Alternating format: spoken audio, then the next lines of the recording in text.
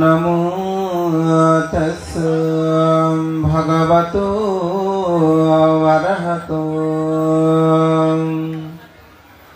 सम्मा सम्बुद्धस्स।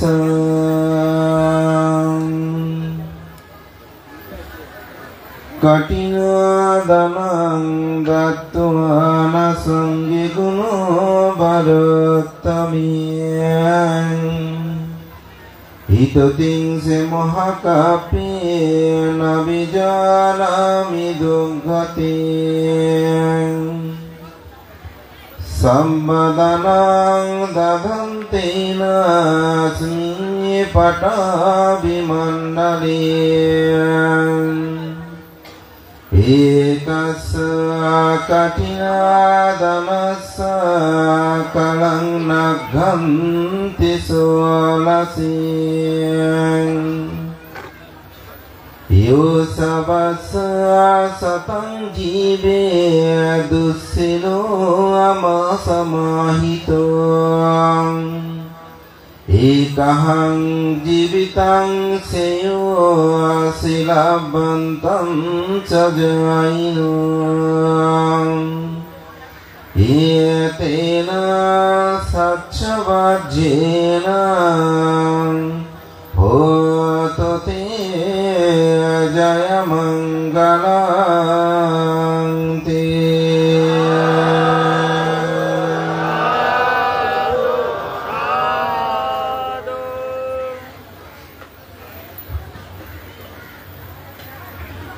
বৌদ্ধদের জাতীয় ধর্মীয় উৎসব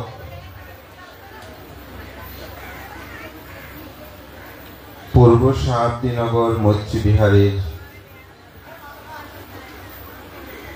কমপ্লেক্সের দানোত্তম দানশ্রেষ্ঠ শুভ কঠিন চিবর দানসভার পরমারাধ্য মাননীয় সভাপতি, বর্ষিয়ান সাংঘিক ব্যক্তিত্ব, রাঙ্গুনিয়া ভিক্ষু সমিতির সুযোগ্য সভাপতি পরম শ্রদ্ধেয় পণ্ডিত ধর্মসেন মহাতের মহোদয়, আজকের অনুষ্ঠানের প্রধান জ্ঞাতি রাঙ্গুনিয়া বৌদ্ধ সমিতির সুযোগ্য সভাপতি ইছাখালী অশোকরাম বিহারের মহাপরিচালক অধ্যক্ষ, বাংলাদেশ সংঘরাজ ভিক্ষু মহাসভার প্রাক্তন ধর্মীয় সম্পাদক, আমার পরম কল্যাণ মিত্র পরম শ্রদ্ধেয় শাসন কান্ডারী বদন্ত কর্মবীর সুমঙ্গল মহাতের মহোদয়, আজকের অনুষ্ঠানের মুখ্য আলোচক উত্তর জলদি শ্মশান ভূমি প্রজ্ঞাদর্শন মেডিটেশন সেন্টারের সুযোগ্য প্রতিষ্ঠাতা পরিচালক, ত্রিপিটক গ্রন্থের অন্যতম অনুবাদক, বহু প্রতিষ্ঠানের প্রতিষ্ঠাতা সুদেশক বিদর্শন আচার্য, আমার পরম প্রিয় ভাজন বদন্ত জ্ঞানেন্দ্র মহাতের মহোদয়, উপস্থিত কর্মবীর দীপঙ্কর মহোৎসবের মহোদয়, সুদেশক প্রিয় ভাজন উত্তমানন্দ স্থবির, সুদেশক প্রিয় ভাজন দীপানন্দ স্থবির সহ মাননীয় মহান ভিক্ষু সংঘ, সংঘের প্রতি বিনম্র চিত্তে শ্রদ্ধা অর্ঘ্যবন্দনা নিবেদন করছি। আপনাদের সকলের প্রতি মৈত্রী চিত্তে পূর্ণদান আশীর্বাদ জ্ঞাপন করছি।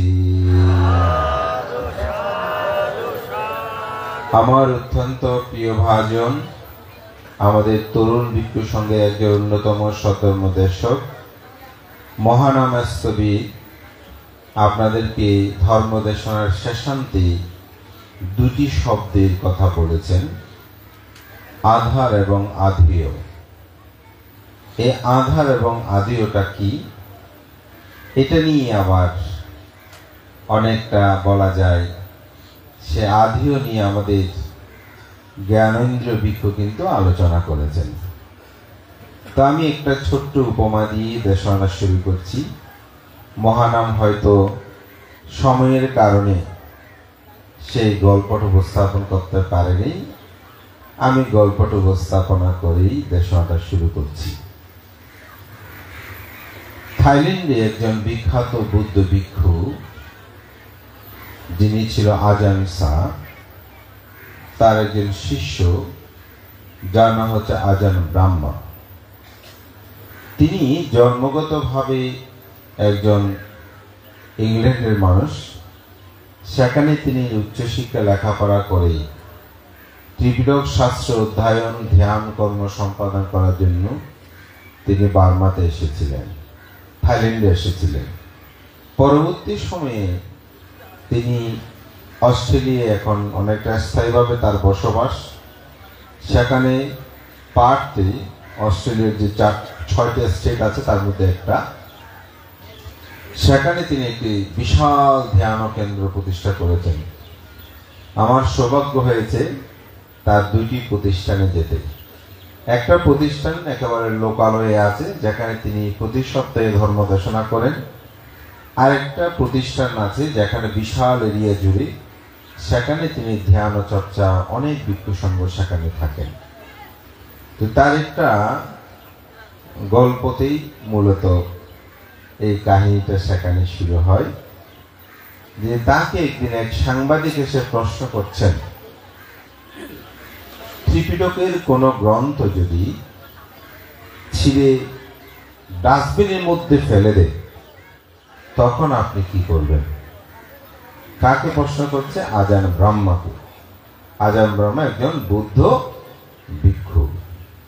তো তাকে প্রশ্ন করছে, যদি ত্রিপিটক বই ছিঁড়ে ডাস্টবিনের মধ্যে ফেলে দেয় আপনি কি করবেন?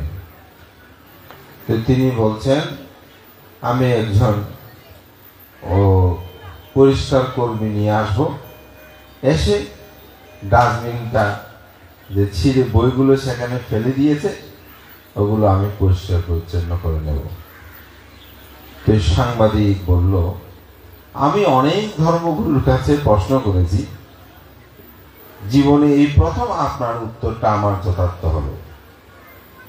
তখন আজান ব্রহ্মা আরেকটু বিস্তারিত বললেন, বলছে, দেখুন, ধর্মগ্রন্থ যদি কেউ ছিঁড়ে ফেলে, পড়ে ফেলে, বিহার ভেঙে ফেলে, বুদ্ধ প্রতিবিম্ব অর্থাৎ বুদ্ধ প্রতিমূর্তি ভেঙে ফেলে, সেগুলো বিস্ফোরণ ঘটায়, সেগুলো যদি তিনি ধ্বংস করে ফেলে, তাতে বুদ্ধ ধর্ম ধ্বংস হয়ে যায় না। এগুলো হচ্ছে আধার। এই ত্রিপিটক বই হচ্ছে কি? আধার। বুদ্ধ বিহার হচ্ছে কি? আধার। বুদ্ধ চৈত্য হচ্ছে কি? আধার। বুদ্ধ ধাতু প্রতিবিম্ব, এগুলো হচ্ছে আধার। এগুলো আপনি যদি ধ্বংস করেন, বুদ্ধ ধর্ম দর্শন কিন্তু ধ্বংস হবে না। এজন্য 2012 সালে রামুর ট্র্যাজেডিটা হয়েছিল মনে হয়। তো সেই সময় একটা ছবি প্রথম আলোতে বের হয়েছিল, এটা আমার খুব মনে পড়ে। তো সেখানে যখন দুর্বৃত্তরা আক্রমণ করে বিহার জ্বালিয়ে দিল, বুদ্ধ প্রতিবিম্বগুলো, মূর্তিগুলো ভেঙে দিল, তখন দেখা গেল এক ব্যক্তি, তিনি লুঙ্গি পরা অবস্থায়, তো বুদ্ধ প্রতিবিম্ব মাথাটা নাই, অর্থাৎ মাথা ভেঙে গেছে। তো সে উপরে কোনো রকম মাথাটা উপরে করে লাগিয়ে দিয়ে, মাথা তো ভাঙা, সে এভাবে হাত জোর করে বন্দনা করছে। ছবিটা প্রথম আলোতে ছাপানো হলো। তো নিচে একটা ক্যাপশন দিয়েছিল, আপনি বুদ্ধ মূর্তি ভাঙতে পারেন, কিন্তু একজন মানুষের হৃদয়ে বুদ্ধের যে আসন আদর্শ, সেটিকে আপনি কখনো ভাঙতে পারবেন না। এটাই হচ্ছে আধিও। আধার দিয়ে বুদ্ধের ধর্মকে উপলব্ধি করা যাবে না। অর্থাৎ আপনি কোন ত্রিপিটক দিয়ে বুদ্ধের ধর্মকে বুঝে যাবে না, বুদ্ধ বিহার দেখে বুদ্ধের ধর্মকে বুঝে যাবে না, বুদ্ধ প্রতিবিম্ব দেখে বুদ্ধের ধর্মকে বুঝে যাবে না। লোকজিৎ ভিক্ষু এখানে ভিক্ষু সংঘকে দেখে বুদ্ধের ধর্মকে বুঝে যাবে না, লোকজিৎ ভান্তের কথা শুনে বুদ্ধের ধর্মকে বুঝে যাবে না, শুধু উপলব্ধি করা যাবে।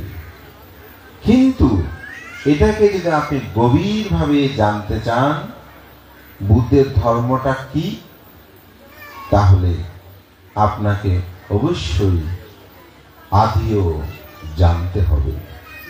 এই আদিও যখন জানবে তখনই তিনি কখনো বুদ্ধের ধর্ম দর্শন থেকে বিচ্যুত হবে না।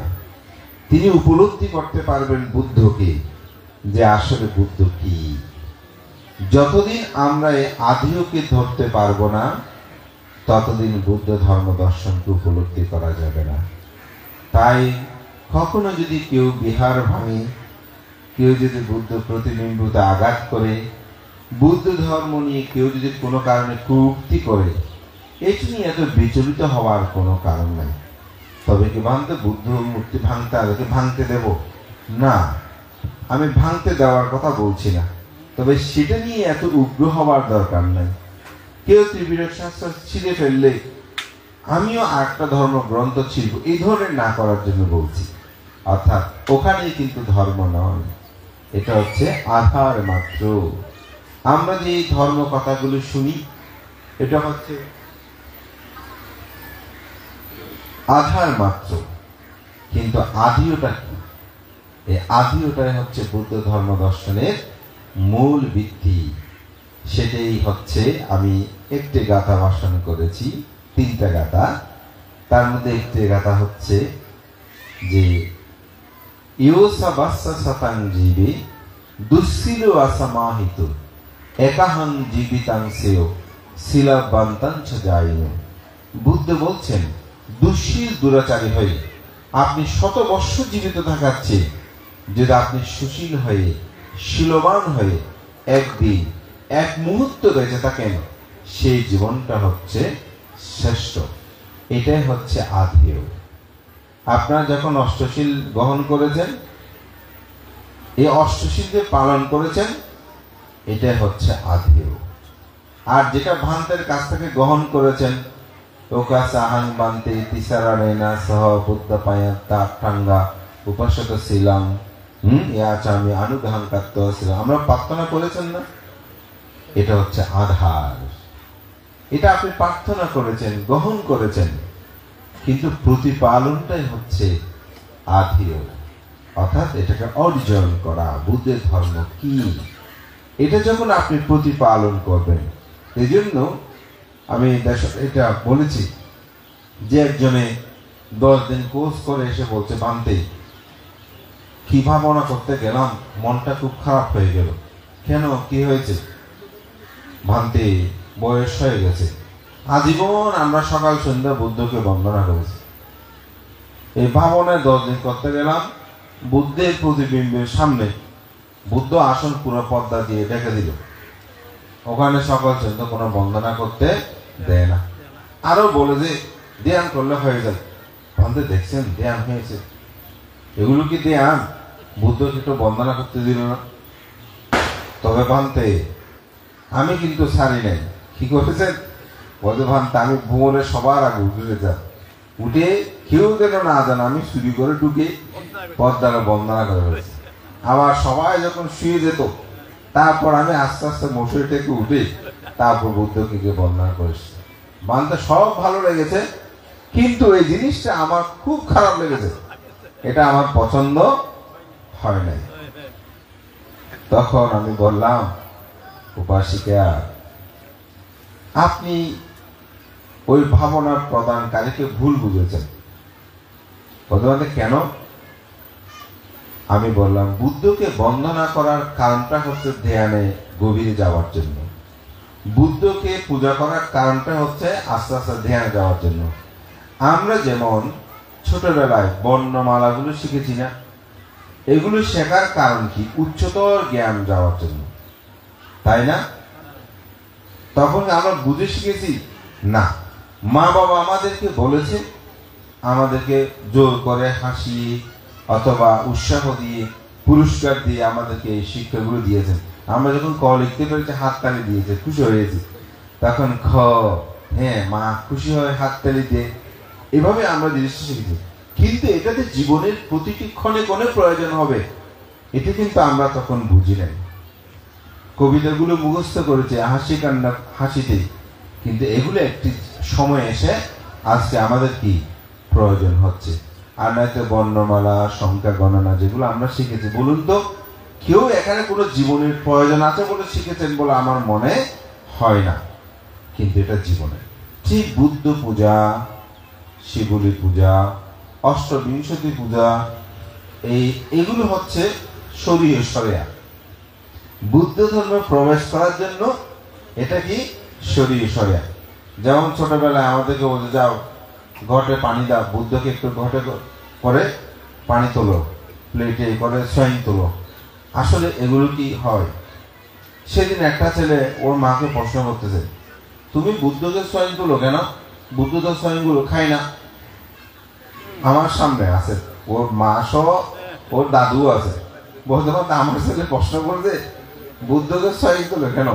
বুদ্ধ তো এগুলো কিছু খায় না, বুদ্ধকে না দিয়ে আমাকে দিলে তো অনেক ভালো, তাই না?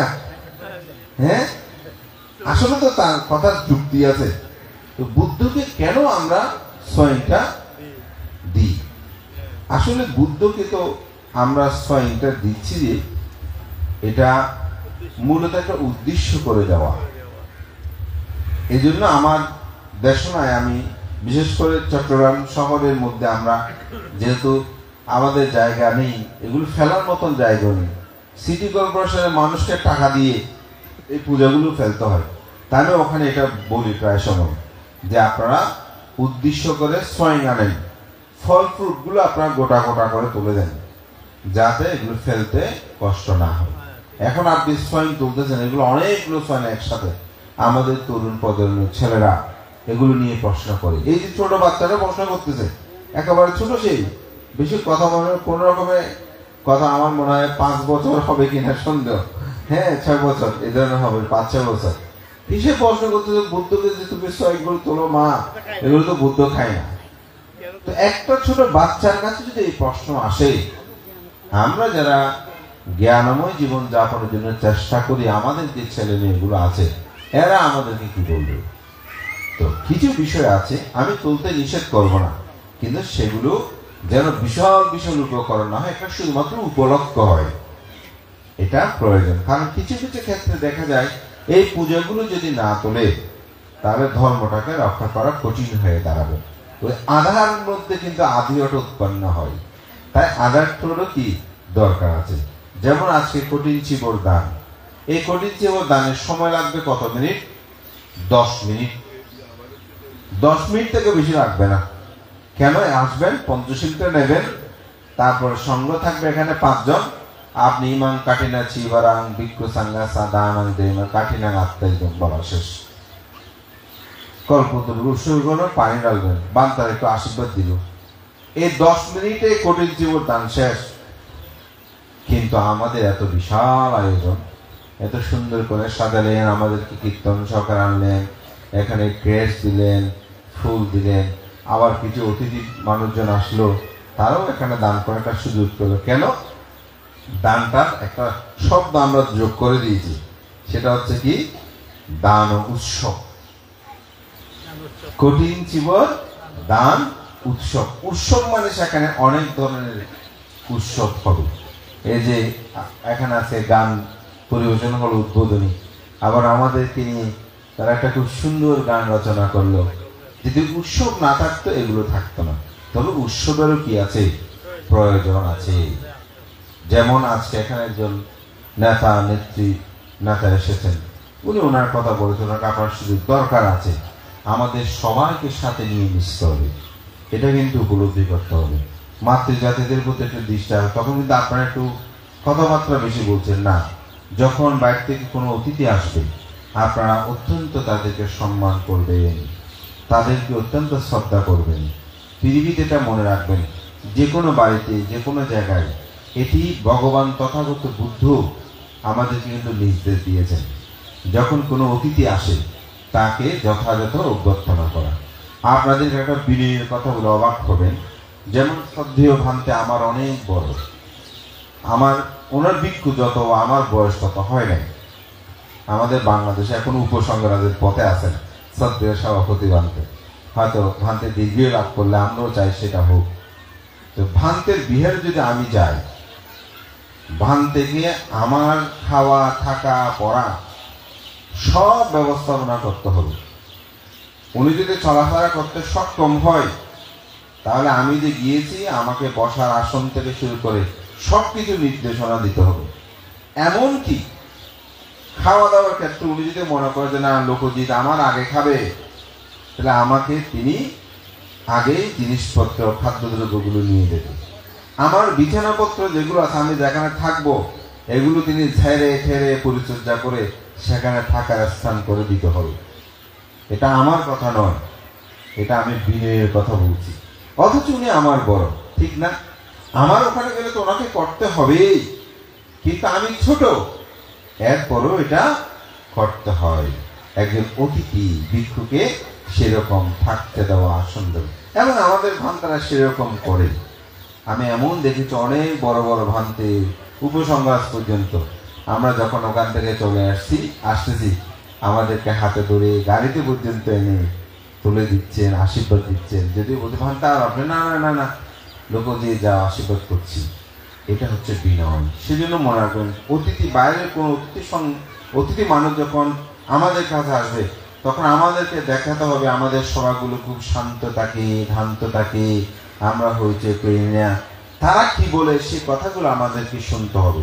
এটা শুধু আজকে নয়, যে কোনো অনুষ্ঠানে যাবেন এই জিনিসটা মনে রাখবে। তখন তারা বলবে যে না, যেমন থাইল্যান্ড থেকে অনেক সময় আমাদের এখানে যখন বৌদ্ধ প্রতিনিধিরা আসে ওরা অবাক হয়ে যায় যে এখানকার মানুষগুলো 4-5 ঘন্টা কেমন করে বসে থাকে। ওখানে আসলে 4-5 ঘন্টা বসে থাকে না। তোরা বলে যে এখানকার মানুষগুলো খুব ধার্মিক, এরা এতক্ষণ যে বসে থাকে এটা অনেক কিছু। দেখেন, এটা দেখে তাদের মধ্যে এরকম চেতনা হয়। তো সেই জন্য অতিথিরা আসলে এদিকে একটু দৃষ্টি দেবেন। আমাদের আজকে মাতৃজাতিদেরকে আমি খেয়াল করেছি, এটা কিন্তু ঠিক হয়নি। আপনারা আরো সংযত হবেন। আপনাদের সংযত ওনারা যখন দেখবে না ওনাদের নারীরা যেমন শিক্ষিত, তারা সেরূপ সভা সমিতিগুলোকে সুন্দর করে। তো যে কথা বলছেন, উৎসবটা আমাদের অবশ্যই প্রয়োজন আছে। উৎসব না থাকলে, আনুষ্ঠানিকতা না থাকলে মানুষ গভীরে প্রবেশ করতে পারে না। এটা একটু উৎসবতা আছে। যেমন আজকে আমি জিজ্ঞাসা করলাম দীপঙ্করকে, কারণ আমি এখানে ঘটেছি আগে এসেছি কিন্তু এবার অনেকদিন পরে আসলাম। তা আমি বললাম যে এই বছর কি ওনারা খুব অন্যরকম ভাবে আয়োজন করেছে কিনা। বলে না ভান্তে, এখানে মোটামুটি প্রতি বছর উৎসব মুক্ত হয়। তা আমার খুব ভালো লেগেছে। এটি আমাদের দরকার। কেন আমাদের ছেলে মেয়েগুলোদের কেউ ধর্ম পথে আনতে হলে তাদেরকেও মাঝে মধ্যে সেরকম উৎসাহিত করতে হবে। তবে আমি ডিজি এগুলো আমি বিশ্বাস করি না, এগুলোতে আমি উৎসাহিত নই। আপনি ধর্মীয় গান করতে পারেন, বৌদ্ধ ধর্মের এখন অনেক ধরনের গান আছে, বৌদ্ধ কীর্তন আছে, সেগুলো আমাদের ছেলে মেয়েরা এখানে পরিবেশন করুক সেটাতে। কিন্তু যেগুলো নাচানাচি পাশাপাশি এর বিভিন্ন কিছু, এগুলো আসলে কোনো ক্রমেই একটি বৌদ্ধ বিহারে উচিত নয়। এটা সুন্দর লাগে, একটা অশোভন মনে হয়। সেজন্য ধর্মীয় শৃঙ্খলাবোধটাকে রক্ষা করে অবশ্যই উৎসবমুখরতা আমাদের দরকার।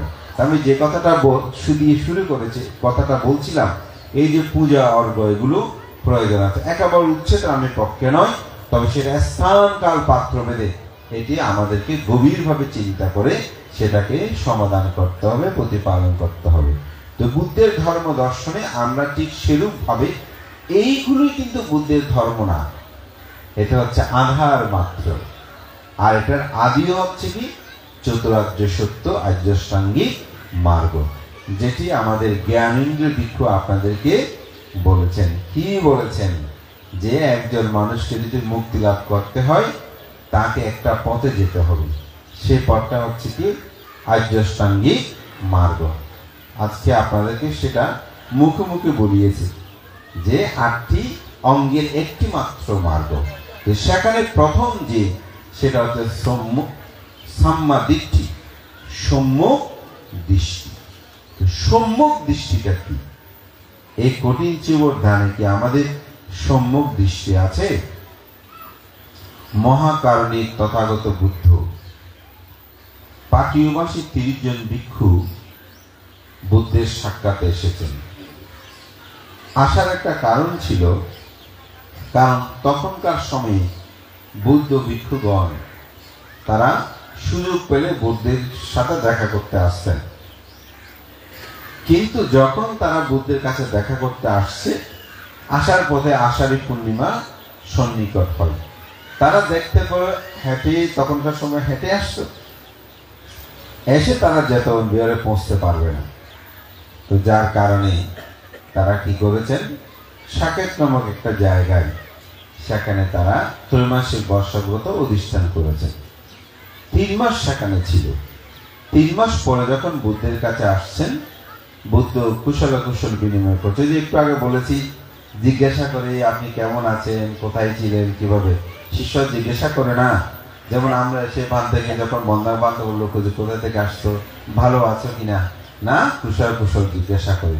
বুদ্ধ অনুরূপ ভাবে জিজ্ঞাসা করলেন। তখন তারা বলল, আমরা সবকিছু ঠিক মতো হয়েছে, কিন্তু আমরা একটু উৎকণ্ঠা ছিলাম যে কখন বুদ্ধের দেখা পাবো। ওই যে কাছে এসে দেখা না পেলে যেটা হয়, তখন বুদ্ধ এইভাবে একটু উৎকণ্ঠ ছিলাম, এবং আমরা কোনো ধরনের খুঁটির পাইনি, বৃক্ষতলে আমরা বর্ষাবাস উদযাপন করেছি।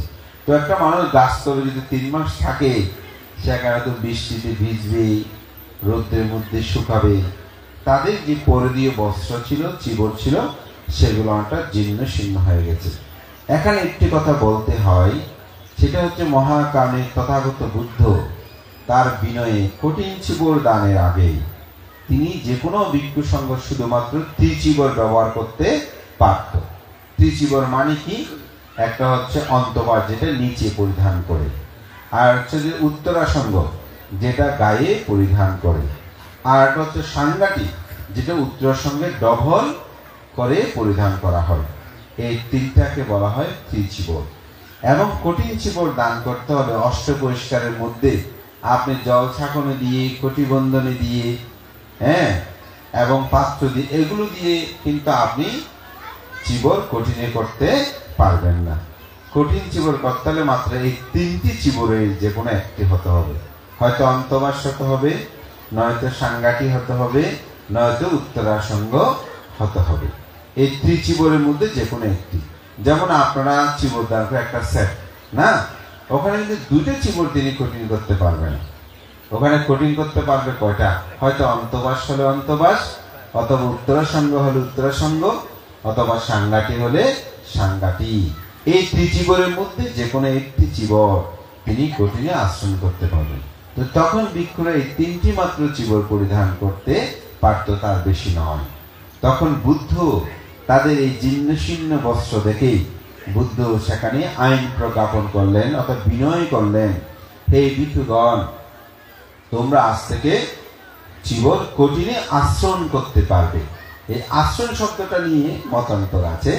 অনেকেই, অনেক পণ্ডিত বলেন যে পুরনো কাপড়টাকে একটু নতুন করে ফেলে, আবার কেউ কেউ বলছে একেবারে একটি নতুন চিবর।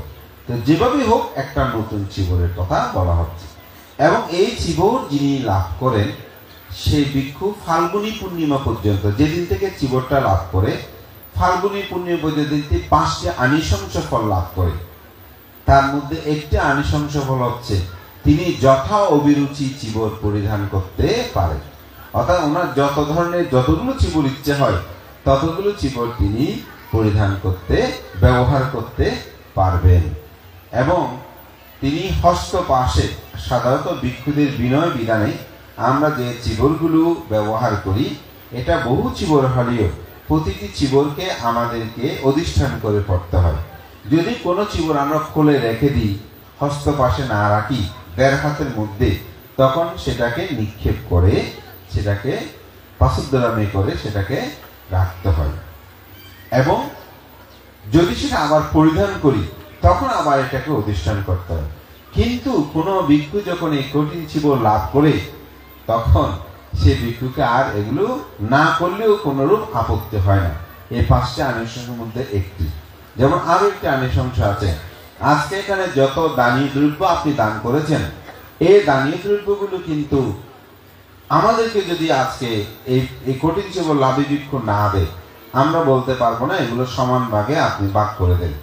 কিন্তু আপনাদের কোনো সঙ্গদানে যখন আমরা আসি, সেই সঙ্গদানে কিন্তু যত কিছু দান হবে সমগ্র কিছু দান কিন্তু সমান ভাগে ভাগ করে দিতে হবে।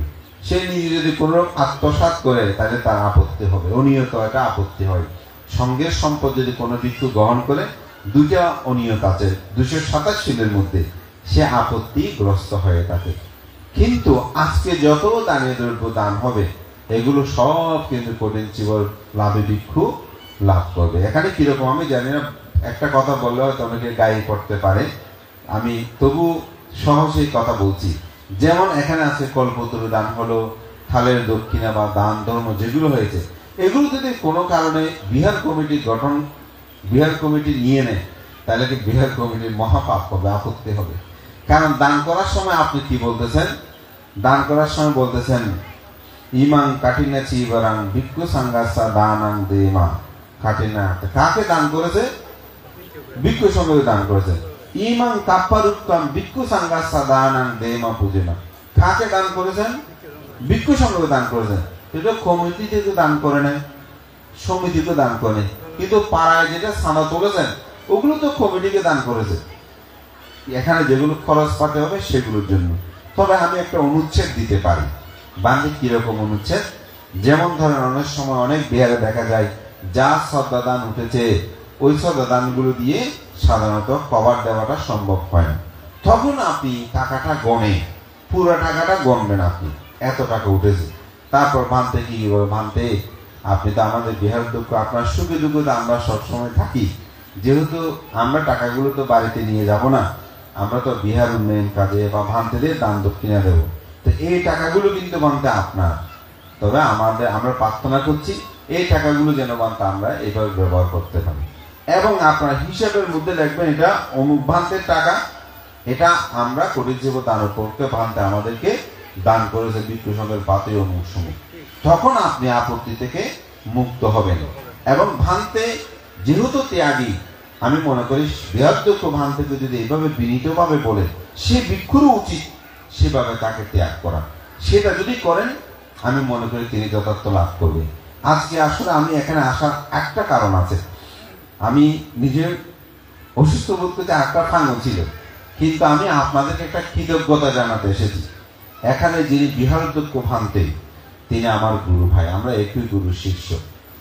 সে তো এইভাবে যে চলাফেরা করবে, কথা বলবে, আমি সেটা ভাবিনি, যেটা সত্যি কথা। স্থানীয় আমাদের শ্রদ্ধেয় এখানে আমাদের সভাপতি ভান্তে আছেন, আমাদের শ্রদ্ধেয় সুমঙ্গল ভান্তে, যিনি শত্রু মিত্র নাই, অসুস্থ হলেই ভান্তে হাসপাতালে নিয়ে যায়, পরে থাকে। আমি একজন মানুষ দেখেছি এই শ্রদ্ধেয় সুমঙ্গল ভান্তে, মানে এই ভান্তের সাথে ওনার দ্বন্দ্ব আছে, দূরত্ব আছে না, এগুলো অসুস্থ হয়েছেন উনি চলে যাবেন, টাকা পয়সা কোথা আসবে কি আসবে আমি এটা দেখিনি। এটা আমাদের শ্রদ্ধেয়, আমার পরম কল্যাণ মিত্র, আমার সাংগঠনিক জীবনের একজন অন্যতম উপদেষ্টা, যার কাছে আমি অনেক কিছু শিখেছি। সেই শ্রদ্ধেয় সঙ্গবন্ধু চিদানন্দ মস্তের মহোদয় যখন অসুস্থ হয়েছেন, এই শ্রদ্ধেয় সুমঙ্গল ভান্তে যেরকম ভূমিকা, আমাদের শ্রদ্ধেয় শৈলবাড়ি ধর্মচক্র বিহারের সুযোগ বিমল ভান্তে অসুস্থ আমি দেখেছি।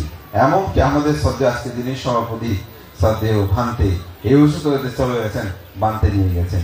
তা আমি এই কথাটা এই জন্যই বলছি, এখানকার ভিক্ষু সংঘদের তো অবশ্যই সর্বত্র আমাদের এখানে উত্তমানন্দ থেকে শুরু করে সবাই এই সংঘরত্ন ভিক্ষুর জন্য করেছেন, এবং এই গ্রামবাসী এই দুঃসময়ে তাকে ছেড়ে যায়নি। আপনারা যথাসাধ্য তাকে সেবা যত্ন দিয়েছেন। এটা আমার ব্যক্তিগত পক্ষ থেকে, আমার গুরুভান্তের পক্ষ থেকে, এবং আমাদের গুরুভান্তের আমরা যারা গুরুভাতা, আমি সবার পক্ষ থেকে আজকে আমি কৃতজ্ঞতা জানিয়ে আপনাদেরকে পুণ্যদান করছি। তা আমি মনে করি একজন ভিক্ষুর সুখে দুঃখে যদি দায়করা থাকে, তাহলে সেই ভিক্ষুর কাছে আপনি প্রার্থনা করলে সে টাকাগুলো কি উনি দিতে পারে না? অবশ্যই সেই ভিক্ষুরও পাওয়াটা উচিত। দায়করা আমাকে দিচ্ছে, তো আমাকে বরণ পোষণ করে সবকিছু করে আমার আপদ বিপদের কাছে থাকে, সুতরাং এগুলো কেন আমি চাইব? এই জন্য একজন আপনারও আপত্তি মুক্ত হলে, ভিক্ষুরাও সন্তুষ্ট পেলে যে না আমি এত টাকা পেয়েছি, আমিও দান করেছি, তাহলে ভিক্ষুটারও পুণ্য হলো। উভয়ই ধর্ম বিনয়টা এভাবে রক্ষিত হলো। তো এইটা হচ্ছে কঠিন চিবর দানের লাভে ভিক্ষুর প্রাপ্তি। এবং আরেকটি হচ্ছে তিনি কোনো গণভোজনে যদি যায়, অনেক সময় ফাং না করলে তিনি গণভোজনে অংশগ্রহণ করতে পারবে ফাল্গুনী পুণ্যপতিত। অনেক সময় বিহারে গেলে বড় ভান্তে থাকলে, অন্য কোথায় গেলে ভান্তে থেকে অনুমতি তো, ভান্তে আমার একটু আত্মীয় যেতে বলতেছে, আপনি আমার একটু অনুমতি দেন। তো যখন ভিক্ষু কঠিন চিবর লাভী হয়, এই কথাটা না বলেও তিনি গেলে তার কোনো আপত্তি হয় না। এরকম আনিসংস ফলটা কিন্তু একজন ভিক্ষু তিনি লাভ করতে পারেন, এটা কঠিন চিবর লাভে। তো সেজন্য তথাগত বুদ্ধ এই কঠিন চিবর যে আশ্রম করতে বলেছেন, এই কঠিন চিবর আশ্রমটা হচ্ছে একটা নতুন চিবর, এবং এটি নিয়ে অনবতত্ত্বের সহস্র পদ্মগুলিতে 500 অরহৎ ভিক্ষু সঙ্গ নিয়ে তথাগত বুদ্ধ যখন সেখানে সমবেত হলেন, তখন বুদ্ধ তার শিষ্য মন্ডলীকে বললেন, এখানে আমাদের কঠিন চিবর দানের মাধ্যমে ফল আনিসংস লাভ করেছে কে? এরকম কেউ কি আছে? আসলে বুদ্ধের গাথা অনুসারে বলা যায়, বুদ্ধ যে শ্লোকগুলো বলেছেন তাতে বুদ্ধ পাচ্ছেকা বুদ্ধ সাবাকা সাপি সাব্বাস এতেন আজ্ঞাদানেনা পাঠ্যতে আমাতান প্রদান। বুদ্ধ বলছেন বুদ্ধ হতে হলে, পাচ্ছেকা বুদ্ধ হতে হলে, অরহৎ হতে হলে তাকে অবশ্যই এই কঠিন চিবর দান কর্ম সম্পাদন করতে হবে। তাইলে ওখানে সমবেত যত ভিক্ষু আছেন তারা তো সবাই সর্ববিজ্ঞ অরহৎ, সুতরাং তারা সবাই কিন্তু মার্গ জ্ঞান লাভী।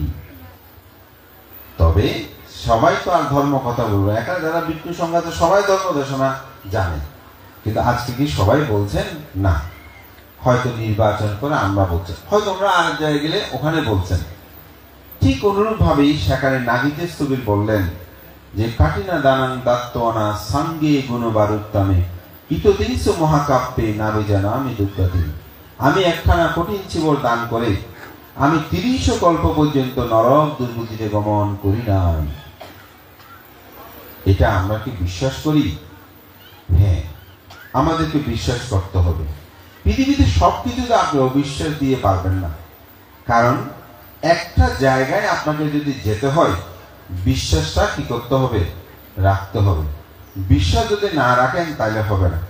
যেমন আজকে এখানে আসার সময় প্রথমে গেট দিয়ে ঢুকছিলাম, তো ঢুকে দেখছি যে সোনাইশ্বরী সার্বজনীন বিহারে ঘটেছে তা ড্রাইভারকে থামালাম যে রাস্তা এটা নয় মনে হয়, আবার পিছনে যেহেতু গেট লেখা তো সোনাইশ্বরী, কিন্তু আমি তো যাবো যে পূর্ব সাবদিনগর। এখন আবার সামনে গেলাম, সামনে গিয়ে আরেকটা রাস্তা দিয়ে সামনে যেটা গড়ে উঠে দিয়ে ঢুকলাম, ঢুকে মনে হচ্ছে না, ঢুকার সাথে সাথে কোনো ব্রিজ তো পাইনি, বোধহয় এটা ঠিক নয়। তো আমার যিনি ড্রাইভার ওনাকে বললাম একটু তাড়াতাড়ি যান। সামনে গিয়ে একজন ভদ্র মহিলা পেলাম, ওনাকে বললাম এখানে সাবদিনগর ঘুরবো পারা কেউ, কোথায় আপনি তো ফেলে আসছেন, এটা কোন দিকে? বললো এদিকে যান, এটা ওদিকে ওখানে কিছু ফ্ল্যাগ ফ্ল্যাগ দিয়েছে আমি দেখলাম। এখন আমি তখন ড্রাইভার করলাম গাড়ি তো ঘুরে যাচ্ছে, পিছনে দেন। তো পিছনে দিয়ে এখানে আসলাম। এবার বলুন তো ওখানে যে ভদ্র মহিলা, ওনাকে আমি চিনি না, জানি না, বুঝি না, উনি আমাকে কোনোদিন দেখে নাই, আমি ওনাকে দেখে নাই, কিন্তু ওনার কথাটাকে যদি আমি বিশ্বাস না করতাম তাইলে আমি কি এখানে পৌঁছতে পারতাম না। প্রথমে একটা বিশ্বাস রাখতে হবে।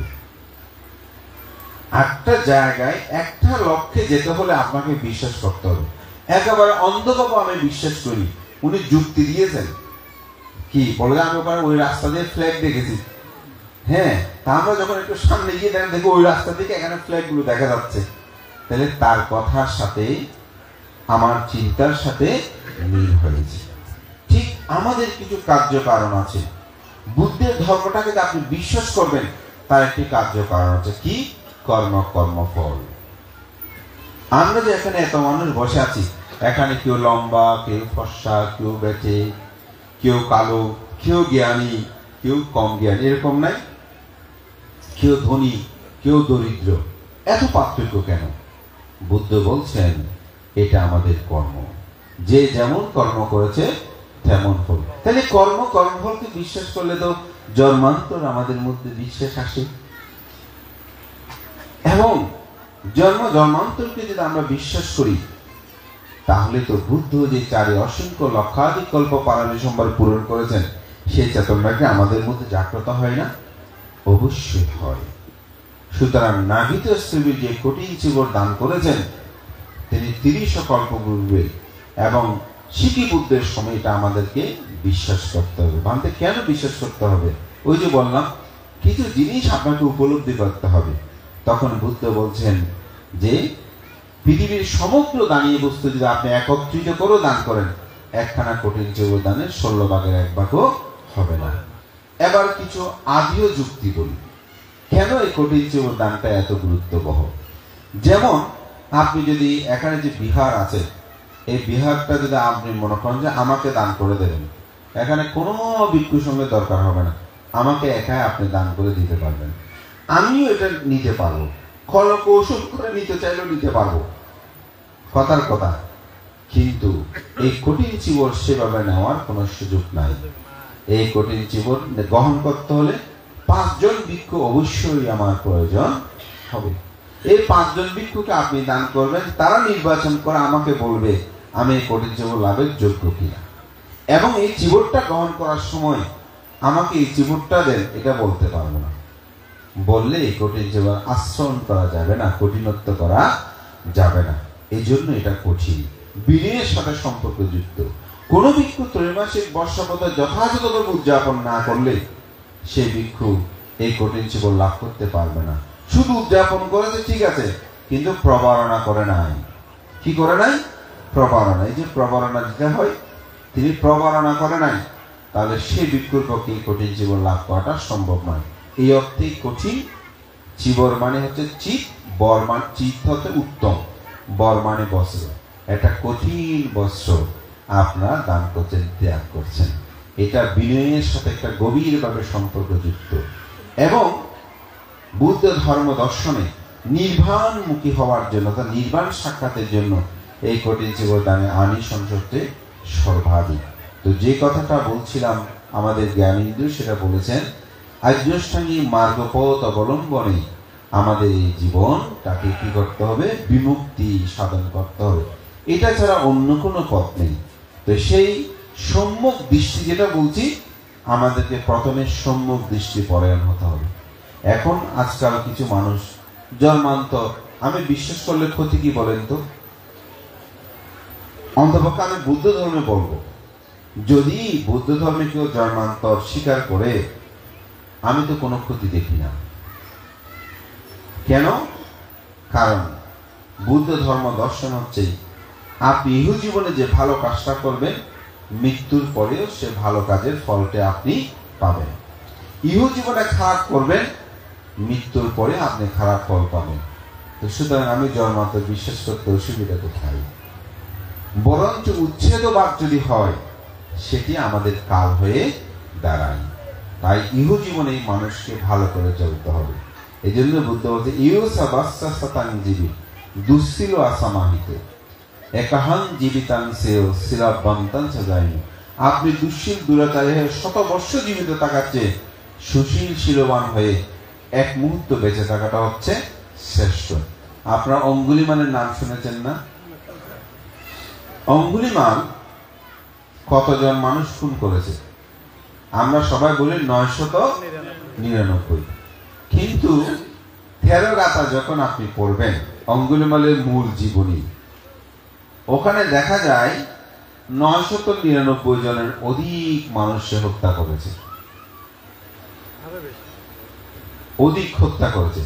প্রথমে হত্যা করে আঙ্গুলগুলো মাটির মধ্যে রাখত, ওখানে পিঁপড়া খেয়ে ফেলেছে। গাছের মধ্যে তাকিয়ে রেখেছে, সেখানে পাখি এসে নিয়ে গেছে। এরপরে গলায় শুধু পরিধান করেছে যে হত্যা করে 999।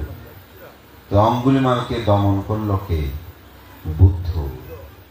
অঙ্গুলিমাল তো অস্থির, এমনকি তার একটি আঙ্গুল মাত্র বাকি ছিল, সেটা হত্যা করবে। ওদিকে রাজা প্রসেনজিৎ তাকে দমন করার জন্য আসছে।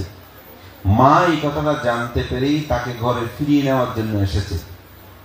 কিন্তু সে এতই হিংস্র হয়ে গেল, পাপে তাকে এত বেশি আবৃত করে ফেলেছে, সে ভাবছে গুরুদক্ষিণে দেওয়ার জন্য প্রয়োজনে মাকেও আমি হত্যা করব।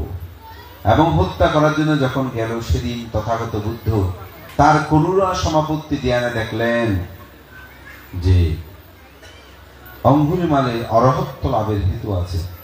যদি সে মাতৃহত্যা করে তাহলে তার পক্ষে অরহত হওয়া সম্ভব হবে না, মহা অবিচি নরকেই সে গমন করবে। তাই বুদ্ধ তাকে রক্ষা করার জন্য সেখানে এসেছিলেন। বুদ্ধকে দেখে তারপর মাকে হত্যা না করে সন্ন্যাসী হত্যা করার জন্য তিনি ধাপমান হলেন। ধাপমান হওয়ার বলছেন, হে সন্ন্যাসী তুমি দাঁড়াও। বলছে স্থির হও। বুদ্ধ বলছে আমি স্থির, তুমি অস্থির। বলছেন আমি স্থির আছি। বলেন যার চিত্ত চঞ্চল সে কি স্থির থাকে? তা আপনারা এখানে যারা বসে আছেন, আপনাদের বসে আছেন ঠিক, কিন্তু মন যদি চঞ্চল থাকে আপনিও কি আছেন? অস্থির। দেখেন কি কথা বলেছে। তখন তার হৃদয়ে চেতনা জাগ্রত হবে। যদি আপনার বইয়ে বট পাতা ছিলেন, এগুলো একটু সিনেমার মধ্যে একটু কাহিনী করে, কিন্তু মূল বইয়ে এই জিনিসটা নেই। মূল বইয়ে আছে যে কি, যে যার চিত্ত স্থির চঞ্চল সে কি স্থির থাকতে পারে? ওই যে বলছে আমি স্থির, তুমি অস্থির, বুদ্ধকে বলছে। তো বুদ্ধ বলছে যার চিত্ত চঞ্চল অস্থির সে কিভাবে স্থির থাকে? তার সেই পশুত্ব এই একটা বাক্য দিয়েই বুদ্ধ ছেদন করলেন, ধ্বংস করলেন। দেখেন তখন বলছে আমি প্রভুজি নিতে চাই। প্রভুজি নিয়ে আসছে। তো রাজা প্রসেনজিৎ একজন বিশাল দস্যুকে হত্যা করতে যাবে, বন্দি করতে যাবে। বুদ্ধের আশীর্বাদ লাগবে না? আমরা কোথায় গেলে, ভালো কাজে গেলে, পুণ্য কাজে গেলে বুদ্ধ বন্দনা করতে আসি না? তো প্রসেনজিৎ বুদ্ধকে বন্দনা করতে এসেছেন কি জন্য? দস্যু অঙ্গুলিমালকে দমন করতে। যখন এসে বন্দনা করছেন, বুদ্ধ এমন ঋদ্ধি দিলেন যাতে দস্যু অঙ্গুলিমাল যে পাশে বসে আছে তাকে দেখা না যায় মতো। তো এসে বন্দনা করে বুদ্ধ জিজ্ঞাসা করলেন, রাজন আপনি কোথায় যাবেন এত সৈন্য সামন্ত নিয়ে? বলছেন তথাগত বুদ্ধ আপনি তো জানেন আমাদের রাজ্যে জালিবনে একজন মহাদস্যু অঙ্গুলিমাল, তাকে আজকে আমরা বন্দি করতে, হত্যা করতে যাচ্ছি, আপনি একটু আশীর্বাদ করবেন। তো বুদ্ধ বললেন অঙ্গুলিমাল যদি প্রাণী হত্যা না করে, চুরি না করে, ব্যভিচারী না করে, ব্রহ্মচর্য জীবন প্রতিপালন করে, মালা গন্ধা বিলোপনাদি ব্যবহার না করে, নাচ গীত বাদ্য বাজনা থেকে দূরে থাকে, ব্রহ্মচর্য প্রতিপালন করে, তাকে সম্মুখে যদি পান আপনি কি তাকে তখন হত্যা করবেন নাকি তাকে বন্দনা আরাধনা করবেন? তথাগত বুদ্ধ আমি যদি এরকম কাউকে পাই, সে যদি এরূপ হয় তাকে আমি পূজা করব, বন্দনা করব, তাকে দানাদি পুণ্যকর্ম সম্পাদন করব। তখন বুদ্ধ বলছেন এই তো অঙ্গুলিমাল। এই তো যখন বলছে বুদ্ধের যে ঋদ্ধি এটা চলে দেখেই তার শরীর পুরো কাঁপতে শুরু করেছে যে এত মানুষ হত্যা করেছে, এত বড় দস্যু, সে এরকম ভাবে তিনি অভিভূত হলেন। তারপর তিনি অবাক হলেন, বুদ্ধ এই যে আমি এত শূন্য সামন্ত জোগাড় করে তাকে দমন করার জন্য যাচ্ছি, বুদ্ধ বিনা অস্ত্রেই তাকে জয় করলেন। তো অঙ্গুলিমাল যখন পিণ্ড চারণে বের হতেন তখন তাকে অনেকেই আঘাত করত। কেউ বলতো তুমি আমার স্বামীকে হত্যা করেছো, এখন বন্ড সেজে এরকম বলে পাথর ছুঁড়ে মারত।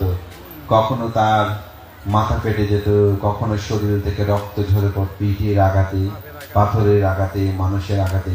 কখনো পিণ্ডচারণ নিয়ে এসেছে, অনেকে এসে পাত্রটা ভেঙে দিয়েছে, তুমি আমার বাবাকে হত্যা করেছো। অনেক মানুষ না, গ্রামের মানুষগুলো তো, এলাকার মানুষদের তো হত্যা করেছে।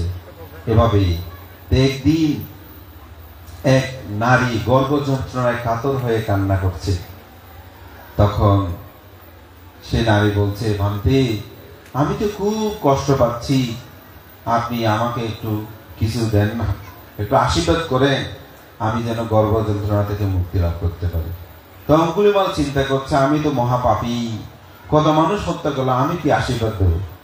তো বিহারে এসে বুদ্ধকে বলছেন, তথাগত বুদ্ধ, এই ঘটনা এক উপাসকের এরকম আমার কাছে আশীর্বাদ চেয়েছে।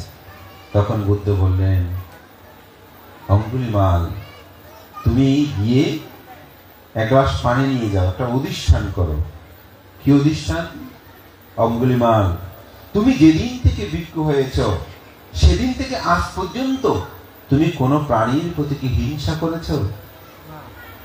বলে যে না, আমাকে এত আঘাত করেছে, অমুক করেছে, আমি কোনোদিন কাউকে হিংসা করিনি। বলে সেইটাই অধিষ্ঠান তুমি করো। তো তিনি গিয়ে এক গ্লাস পানি নিয়ে সেখানেই সে অঙ্গুলিমাল পরিত্রাণটা। অনেক সময় আমাদের মাতৃজাতির এরকম হলে তারা সন্তান সম্ভাবনা কষ্ট পেলে আমাদেরকে বলে, তখন আমরাও অনেকে এই অধিষ্ঠানটা করি। এতাহাং বাগিনী আরিয়ায় জাতিয়া জাত নাবিজানামি সংচিত্তা পানা, এরকম 3 লাইনের মনে হয় একটা অঙ্গুলিমাল পরিত্রাণ আছে। এটা তিনি সেখানে অধিষ্ঠান করে দিলেন। যখনই তিনি পানি পান করলেন এই অঙ্গুলিমালে, তখনই তার গর্ভ যন্ত্রণা প্রশমিত হয়। সেই নারী।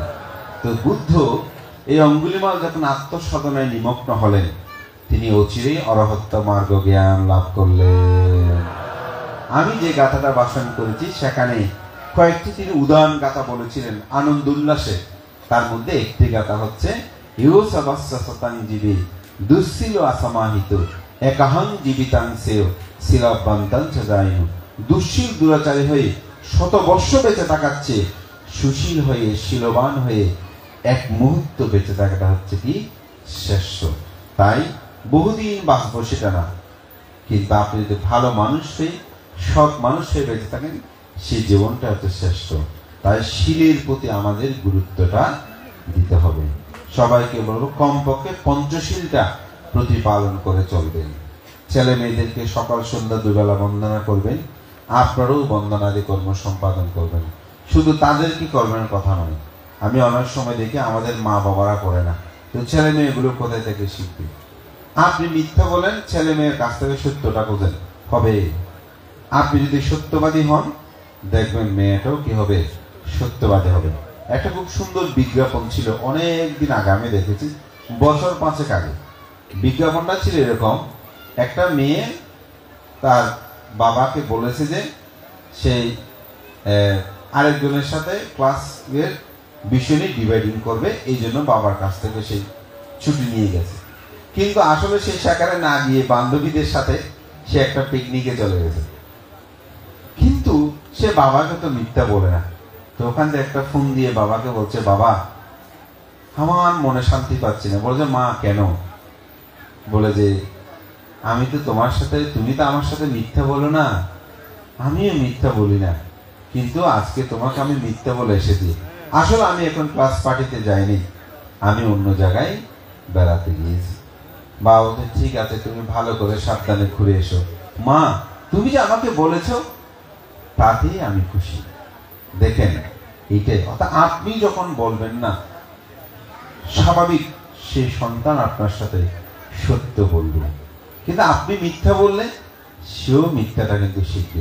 অর্থাৎ আপনি আদর্শবান হন, সন্তানগুলোকে আদর্শবান করেন, কর্মফলকে বিশ্বাস করেন।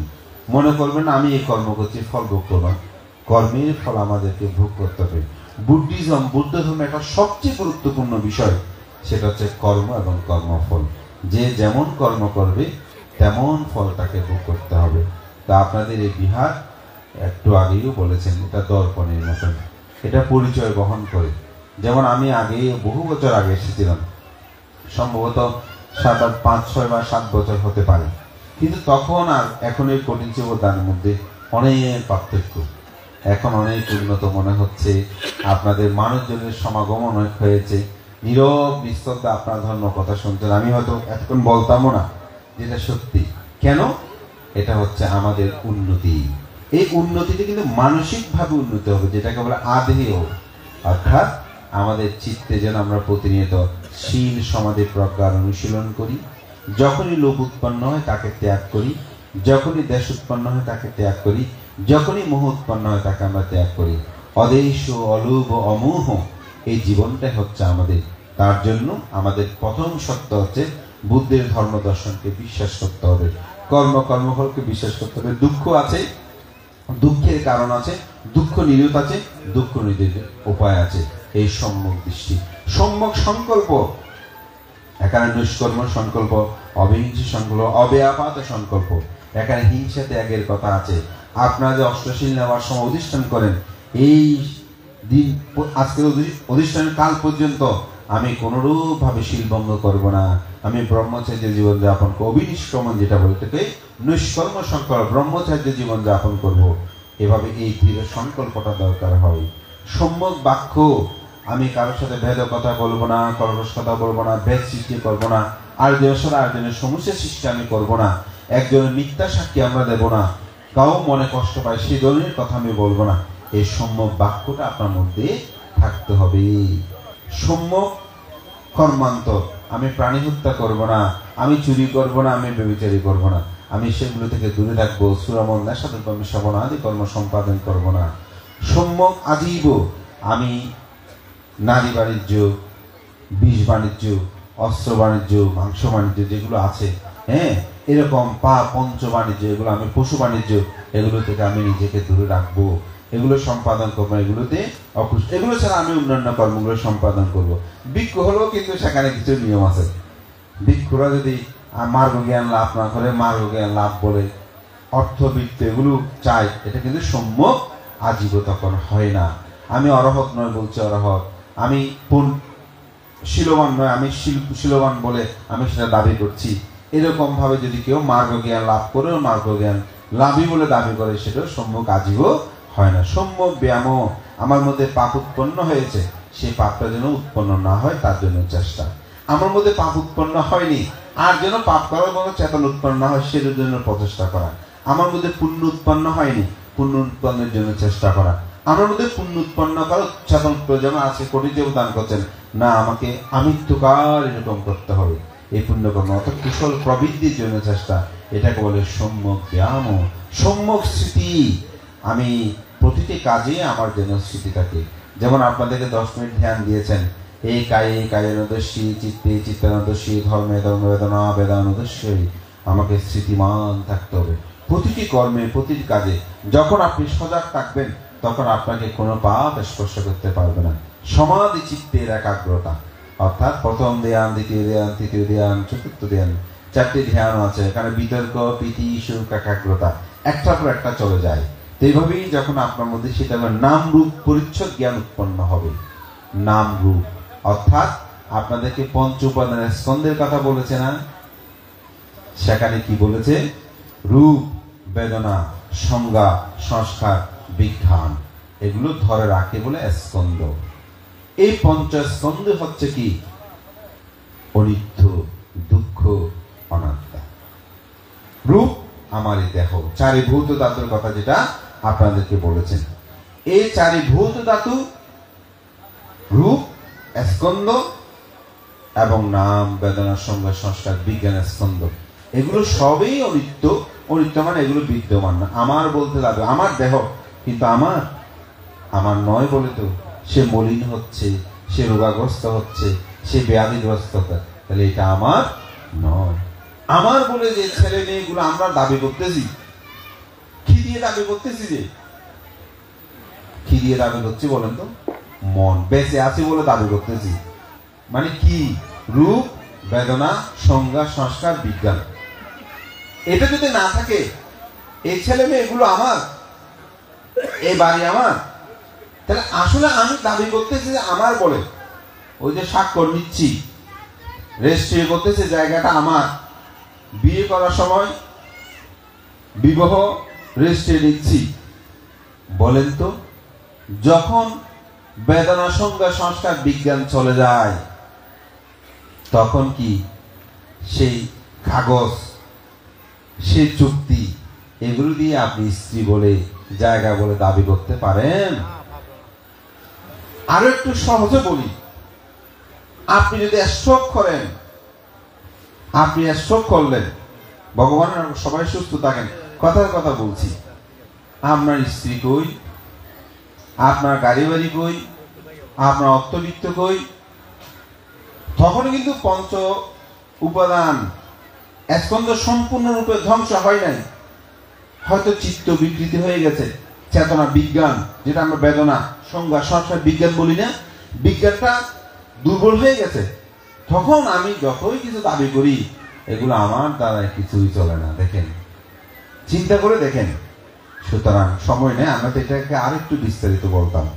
তাহলে আমার বলতে জগতে কোনো কিছু না। এই নাম রূপকে যখন আপনি জানবেন তখন আমার বলে সেটা সম্ভব নয়। তো যাই হোক, আমার কথা দীর্ঘ করছি না। আগামীকাল আমাদের শেষ দিন অনেকটা বলা যায়, আমাদের পারে দেখি সেদিন হয়তো নামরূপ পরিচ্ছদ বিষয়টা নিয়ে আলোচনা করব। আজকে শুধু এটাই বলছি, এটাই যখন মানুষ উপলব্ধি করতে পারে আমার রূপ অনিত্য, যাহা অনিত্য তাহা দুঃখ, যাহা দুঃখ তাহা অনাত্মা। আমার মন সেটাও অনিত্য, যেটা অনিত্য সেটা দুঃখ, যেটা দুঃখ সেটা অনাত্মা, আমার নয়। বুদ্ধের ধর্মটা হচ্ছে এটাই। তাই কেউ আপনাকে বকা দিয়েছে, অনিত্য। কেউ মন্দ বলেছে, অনিত্য। কেউ ভালো বলেছে, অনিত্য। তবে আপনি নিজের সুখটাকে উপলব্ধি করতে পারবেন। শান্তিনগর বিহারের সকল উপাসক উপাসিকা, দায়ী দেয়িকা এবং উদযাপন পরিষদ, তাদের সকলকে আমি আশীর্বাদ পূর্ণদান করছি। বিশেষ করে আমার গুরু ভ্রাতা সঙ্গরত্ন, সে আমার অত্যন্ত পরম প্রিয়জন। সেই আজকে তার কর্মচঞ্চলতাকে অনেক ভালো লাগছে। আমাকে অনেকবার সে ফোন করলো, বললো যে ভান্তে তো আসলে একটু অসুস্থ বোধ করছিলাম, কিন্তু এখানে এসে মোটামুটি কেন জানি ভালো লাগাটা শুরু হলো। তো যাই হোক, হয়তো সবাইকে দেখে পিতা আন্দোলন করছি। এখানে বরণ্য আমাদের দুজন, এখন অনেকটা বলা যায় রাঙ্গুনিয়ার এই দুজনে অভিভাবক। তা আজকে দুজনকে একসাথে পেয়ে সেদিন রাজঘাটা গিয়েছিলাম। তো রাজঘাটায় সদ্য সুমঙ্গল ভান্ত, সেখানে বোধহয় সভাপতির পদাধিপতি ছিল, বান্ধে ছিল না, মন ভালো লাগে নেই। তা আজকে দুজনকে একসাথে দেখে খুব ভালো লাগছে। তাদের দুজনের আশীর্বাদ যদি এই অত্র অঞ্চলে বর্ষিত হয় আমাদের সবার মাঝে, আমি মনে করি শান্তি, সৌহার্দ্য, ভোট, ধর্ম প্রচার সবকিছু বিদ্যমান থাকবে। আপনাদেরকেও ধন্যবাদ, দুজনকে আজকে একসাথে এনে এই অনুষ্ঠানে গাঢ় কথাকে আরো প্রবৃদ্ধি করেছেন।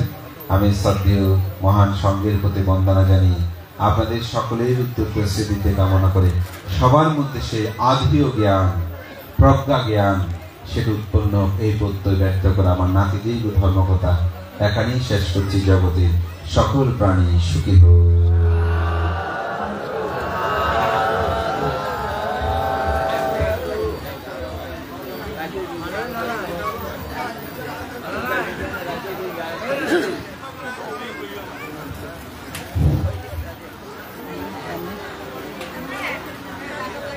উভয় কিছু বোঝাম নয়, হান বান্ধরা যারা ওই ইয়া করছে, যে ধর্ম দেখানা করছে, জ্ঞানেন্দ্রীয় আর ওই যে প্রগতি জনযন্ত্র পণ্ডিত মানুষ, উগ্র পণ্ডিত, উগ্র সাধক আর বলছে মহাপণ্ডিত। হ্যাঁ, টানা যে সত্যান হয়ে এই ওনারা অন্তর্গত ধারণ করে অনুশীলন করবে, চেষ্টা করবে, তৈরি ওনারা সর্বভূম মঙ্গল দাবি করবে। কারণ যে প্রায় তিরিশ, হ্যাঁ কিছু হচ্ছে না, কারণ এটা সাত দিন অনেক দূর থেকে বাড়ি গ্রাম দূর হতে একটু আছে। হ্যাঁ একটু সুতরাং এটা দায়িত্ব কর্তব্য।